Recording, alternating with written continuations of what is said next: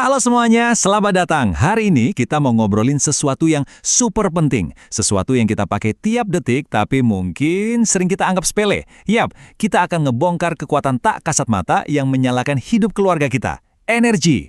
Yuk kita lihat lebih dekat gimana sih kekuatan ini diam-diam jadi sutradara di balik layar hari-hari kita. Coba deh iseng-iseng bayangin, pagi-pagi nggak ada alarm yang bunyi. Mau mandi, airnya dingin banget. Mau bikin sarapan, pemanggang rotinya nggak nyala. Terus begitu malam datang, gelap total. Gimana ya rasanya? Dunia kita pasti langsung terasa beda banget kan? Kenyataannya, ya gitu deh.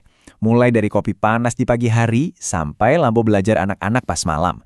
Semua aktivitas kita itu bergantung sama aliran energi yang nggak berhenti. Energi ini ibarat fondasi tak terlihat yang menopang semua rutinitas keluarga kita. Nah, pertanyaannya sekarang, dari mana sih semua kekuatan ini datang dan gimana cara kerjanya? Oke, mari kita mulai investigasi kecil-kecilan kita di tempat yang paling kita kenal, yaitu rumah kita sendiri. Jadi, energi itu sebetulnya apa sih? Gampangnya gini, energi itu kemampuan untuk membuat sesuatu terjadi. Anggap aja energi itu semacam percikan ajaib yang memicu perubahan, yang bikin lampu nyala, oven jadi panas, bahkan yang bikin badan kita bisa gerak.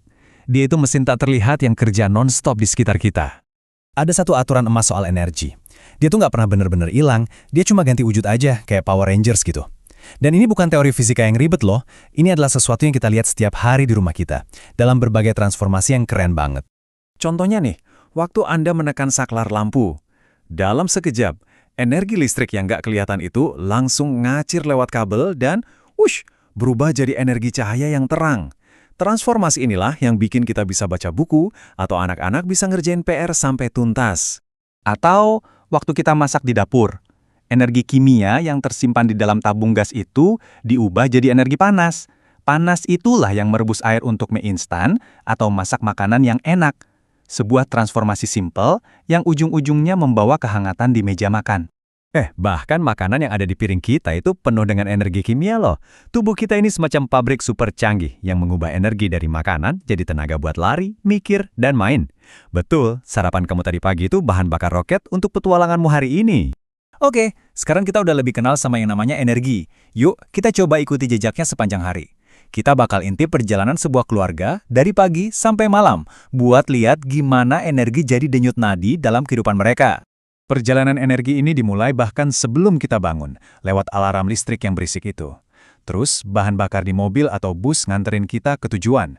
Sorenya, kulkas setia menjaga minuman tetap dingin. Dan malamnya, lampu, TV, komputer, semua nemenin kita sampai waktunya tidur. Energi itu benar-benar benang tak terlihat yang merajut hari-hari kita. Jadi kalau kita ringkas, energi itu punya 4 peran raksasa di rumah kita. Dia itu kayak asisten rumah tangga super yang bantu kita nyuci dan bersih-bersih. Dia juga guru pribadi yang menyalakan laptop dan internet.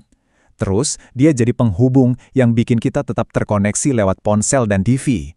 Dan yang paling penting, dia adalah arsitek kenyamanan yang bikin rumah kita terasa nyaman.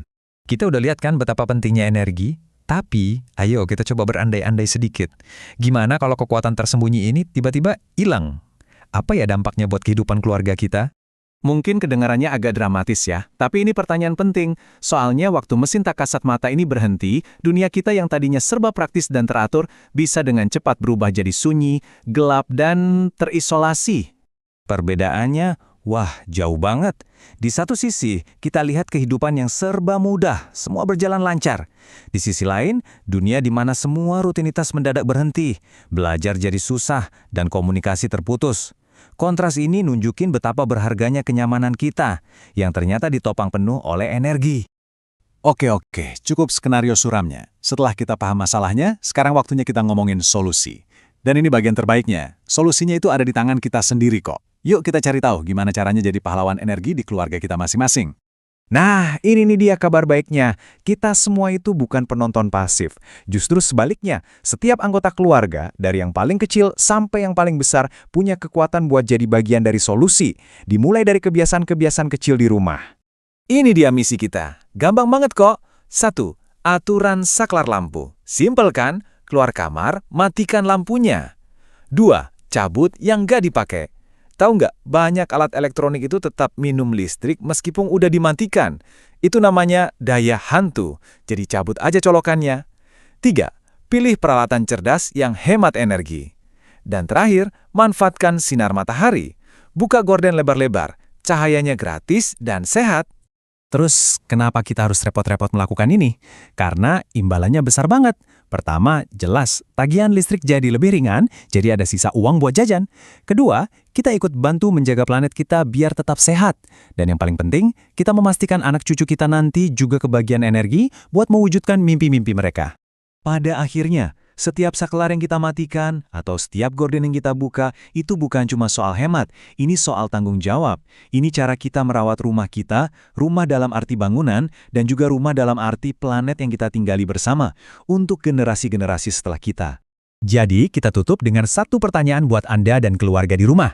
Dari semua langkah simpel tadi, langkah kecil apa nih yang bakal keluarga Anda ambil mulai hari ini? Ingat ya, perubahan besar itu selalu dimulai dari satu langkah kecil. Perubahan itu ada di tangan Anda.